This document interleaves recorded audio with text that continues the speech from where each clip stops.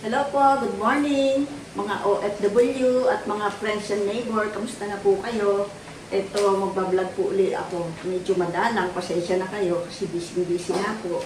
So, ngayon po, wala akong maisip na menu. Marami na tayong version ng menudo. Ngayon naman, ang gagawin natin, pork belly menudo.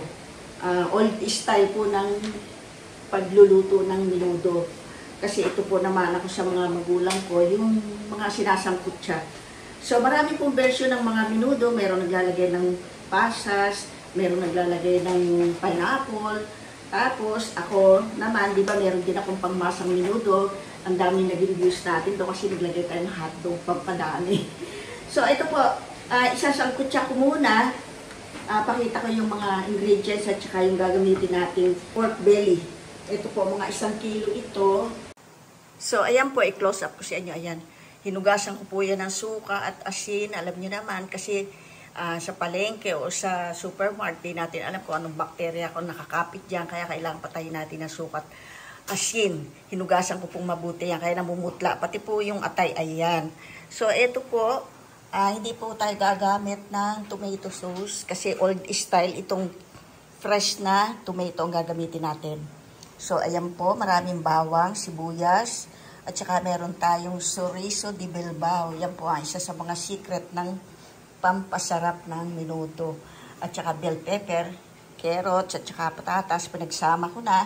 At saka ito po, isa pa, yung ating gagawin sa sangkutsa, may calamansi juice po yan. Kung wala po kayong calamansi juice, pwede po yung lemon.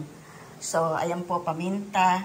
Tapos, asin, ayun po yung siling maanghang, optional lang po yan kung type nyo.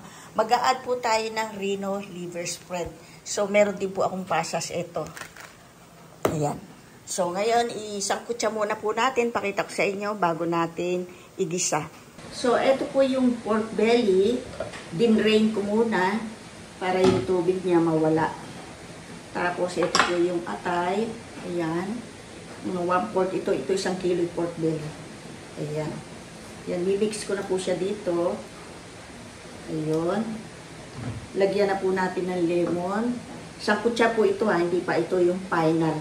Yan po ang secret ng mga taga-Bulacan. So, ito po sibuyas. Lagyan po natin siya ng sibuyas.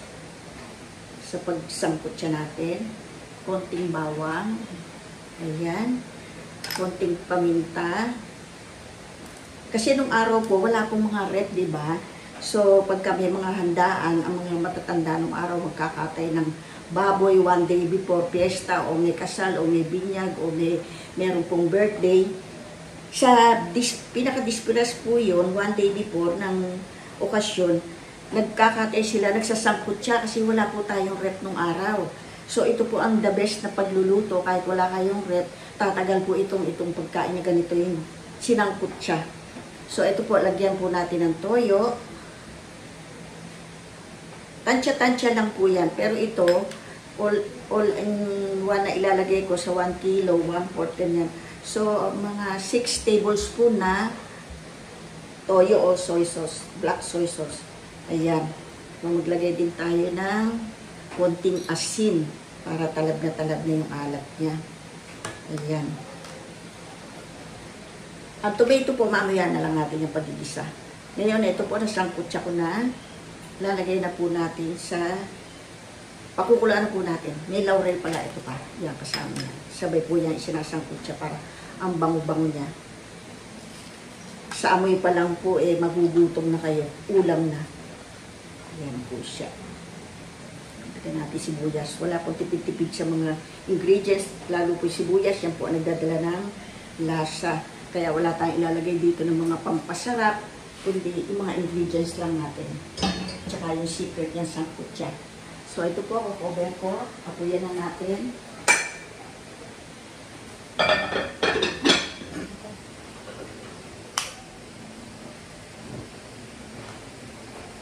So, ayan po, nagsindi na. Babalikan po natin siya mga after 15 minutes or 20 minutes. Luto na po ang karnino. Gigisa na natin. So, eto po, checkin na natin. May 20 minutes na. Ang bango-bango daw, sabi ni attorney.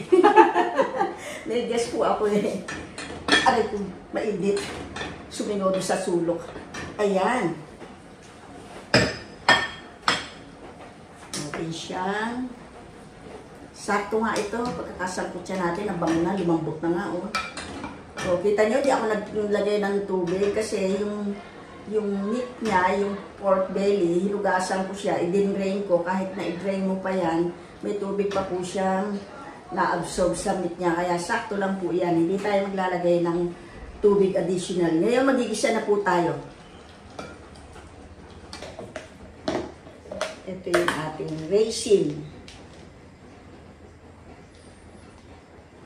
Ako, malapit na pala mag-Christmas. Bago mag-Christmas, isi-share ko sa inyo yung uli. Yung iba kasi hindi napapanood, yung ating macaroni. Chicken macaroni. Yung iba po noon, piniprito muna yung patatas. Ngayon, pwede rin po natin gawin niya kasi ito, medyo malambot na siya. Pero hindi, direct ko na lang po. Late ko na lang itong ihuhulog. So, maglagay na po ako ng konting oil. Ayun. Ito po yung atsuete natin, no? Atsuete oil na ginawa ko. Pala. So, ito po, iuunahin ko muna po i-fry yung ating chorizo bibilbao. Isa po yun sa nagbibigay ng aroma sa ating recipe na pork belly menudo. Actually po, itong belly, masarap talaga kahit isigang, kahit i-menudo o barbecue kasi ang nagdadal po dyan yung taba. Aminin po natin talaga masarap ang may taba kahit bawal. Ayan, naamoy nyo na ba? Ito po. So, ayan. Isi-set aside natin itong chorizo de bilbao. Na-fry na siya. Isasama ko na siya dito sa sinangkot siya nating belly para makapag-isa tayo ng mga ingredients nitong ating pork belly menudo. O, bawang po. Una po akong mag-isa ng bawang. Kasi iba po yung aroma ng bawang pag na-fry ng konti. Talagang super bango at mas malasa po siya. Para sa akin, kanya-kanya lang po tayo ng opinion. Ganun lang. Amoy na yung no? Chorizo, bango. So, ito na po yung sibuyas. Ayan. Sabay na po natin yung kalahati ng red bell pepper. Ayan, i-try natin.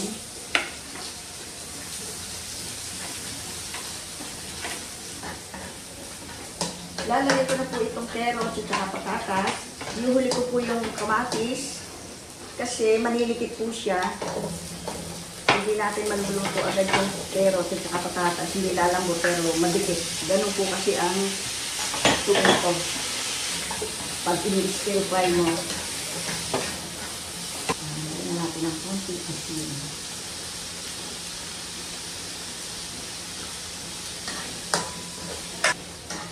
So, ito lalagay ko na po yung tomato. Ayan. Yung mas maganda po yung mas hinog na hinog pa dito. Pag tayong gagamit kayo sa mga ganitong menudo. Kaldereta din po ganitong procedure namin magluto. Kasi nung araw wala namang tomato paste, di ba? O tomato sauce. Puro kamatis lang. Kaya back to old-fashioned tayo. At sangkot siya. Yung pa nga po ang masarap eh. Ito. Ayan. Shout out nga pala kay Virgie, yung na-meet ko kahapon ng followers ko doon sa BIR. At saka yung sa isa, hindi ko na itanong ang pangalan niya. So, ayan. Lutuin lang po natin ito ng konti bago natin ilagay itong ating pork belly na sinangkot siya.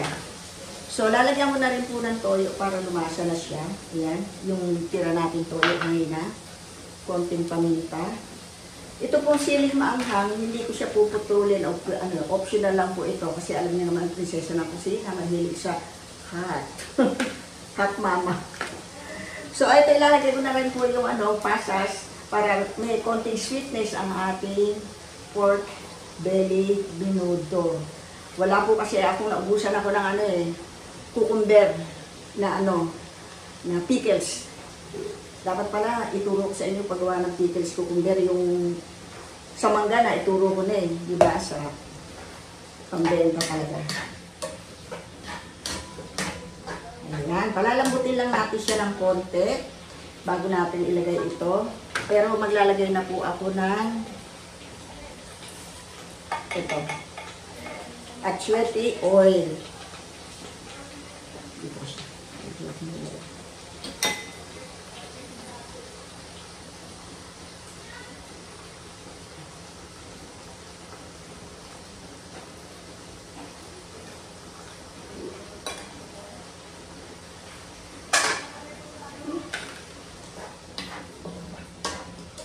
Buksan ko po yung ating liver spread. Hindi ko po ito lalagay kasi napakarami po. Masama naman po sobra. Lagi po kailangan sakto lang. Gagamitin ko ito sa ano, pag nagkaldareta tayo. Pero ililipat po siya ng lalagyan sa isang jar. So, ito po luto na yung carrot at saka patatas niya. Nilagay ko po yung sabaw nito doon sa ano para lumambot na siya. Ngayon, lalagay ko na po itong ating Reno liver spread. Hindi po lahat at napakarami nito. Masama po yung sobra. Sa halip na sumarap, mawawala ang sarap. Ayun. Mga 3/4 lang po ito kasi may atay na siya. Ito ay pampalapot lang ng konti. Konting binamnam, ganon.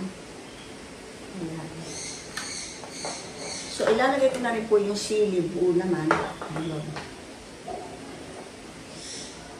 Ayan. Huwag po kayo maglalagay agad ng ng liver spread kung maglalagay kayo ng hindi pa luto kasi malilikit po siya. So, kailangan po talaga technique ang pagluluto. Titikman na po natin ang lasa niya. Ito na rin kutsara ito. Gagamitin ko pero pinagdukot ko sa liver spread.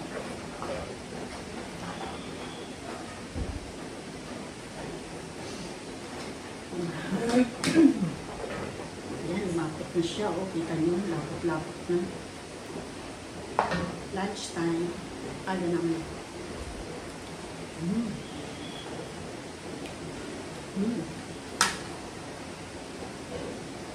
Lagyan ko siya ng konting sugar. Mamaya.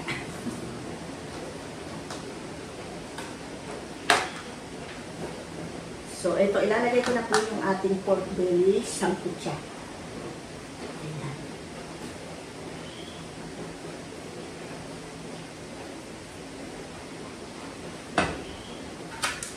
Ayan. Ito yung sibuyas ito.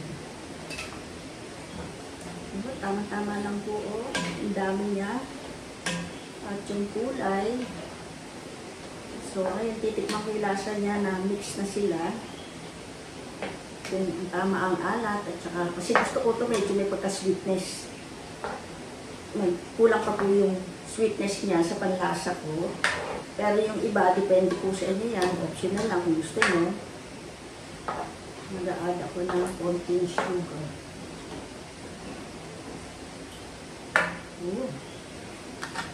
Yan eh. Medyo upolin ko yung cake. Tsaka po pag nagluto kayo ng menudo, huwag naglalangaw sa sabaw. Hindi po siya masarap. Depende po sa inyo. Kung gusto nyo maglangoy, pwede rin. Mag-a-add lang po ako ng konting sugar. Para mag-blend ko yung asin ng kalamansi at saka yung tomato. Isa. 2 tablespoon muna. Pero depende po sa inyo yan. Nasa inyo po yun. Kung gusto niyo yung may pagka-sweetness. Kasi meron atay ko doon. Tikman ko. Sakto lang sa akin ngayon. Kasi yung asin ng kalamansi, naramdaman ko pa yan. Tsaka yung tomato, binalance ko lang po. So, ayan na po, diba? Ang ganda-ganda. Wow na wow, oh. Naaamoy nyo ba? Sarap. Ayan po ang aking guess. Ayun. So, eto po, kabe-breakfast lang namin. So, titikman lang po namin ni Atty. Halika dito. Talagang titik talaga tayo. Oo.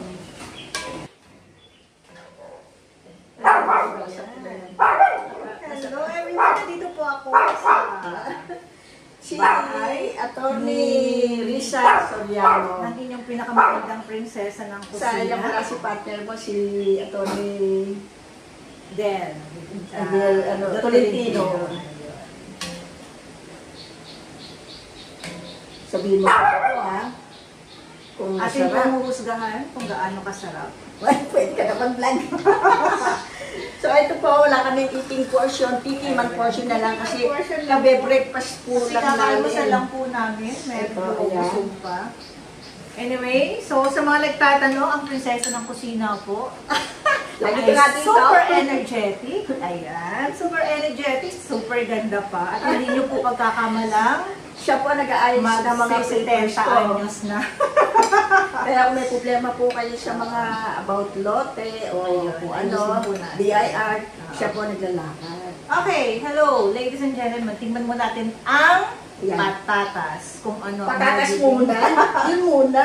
Hindi, ang Alam, patatas po kasi Favorite ay mo. favorite ko. parang ako. Ayun, Patatas pa lang. patatas pa lang po, masarap na. So yung patatas, merong konting sauce, ulam na. Paano pa yung karne, di po ba? Ang So, galing na. ang sunod natin, ayan, tulad nga po na sabi ni Ma'am Esther, Masarap na taba. ang taba, bawal, pero masarap. Opo. Correct. Hindi naman po lagi eh. Oo. Karne na po tayo. So, tingnan po Tingnan. natin kung malambot. Dito ko, nasa gilid ka.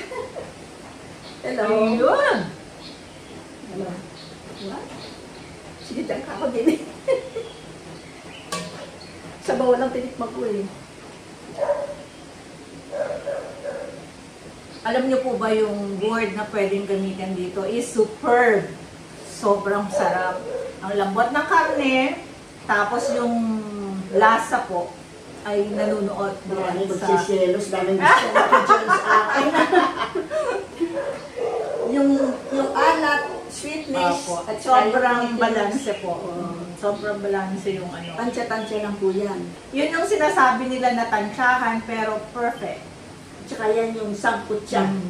Tatagal, hindi po siya madaling mapanis. Ang sikreto po ng mga magaganda, yun pong red pepper. So, lagi po kayong kakain ng red pepper. Busog po kami, kaya hindi kami kumain kanin kasi breakfast lang namin. Ayan. So, yung mga gusto pong pumunta rito, abot pa po kayo. Marami ka pa kayong mga abutan. Makijoin po kayo sa tikiman portion. So, Magaling, pwede na tayo magkulan. okay. Sa 3, kusina. from 1 to 10, it's perfect 10. Galing. Diba? Sarap, sarap. Ang dami kung ano, parang sa Mindoro, taga Mindoro. Ini-invite nga nila ako doon. Sabi niya, ma'am, punta ka po dito, marami dito. Ay, kaiba. Babalutan kita, don't worry. Yung iba nga, binabalutan ko, ikaw pa Ang kaya. kulang na lang po ay kanin. Siya po nag-ayos sa mga properties ko, mga problema sa properties. Kaya po kami, tikiman portion lang po, hindi eating. Kasi ang dami po namin nakain, pababalot ko na lang po yung kay Tony. Pwede mo i-vlog sa nila mo, kahit send ko sa akin, kahit mga 9 minutes, 4 minutes. Sige. Ano ni Lester yun, i-edit ni Lester yun. Sige. Salamat po sa mga nakasama ni Ma'am Esther sa araw na Thank ito. you. Thank you. See you po again. Malagi na uli ako ngayon magbablog. I-invite ko siya. Magaling po siya kasama. Magaling pa siya professional. Bye!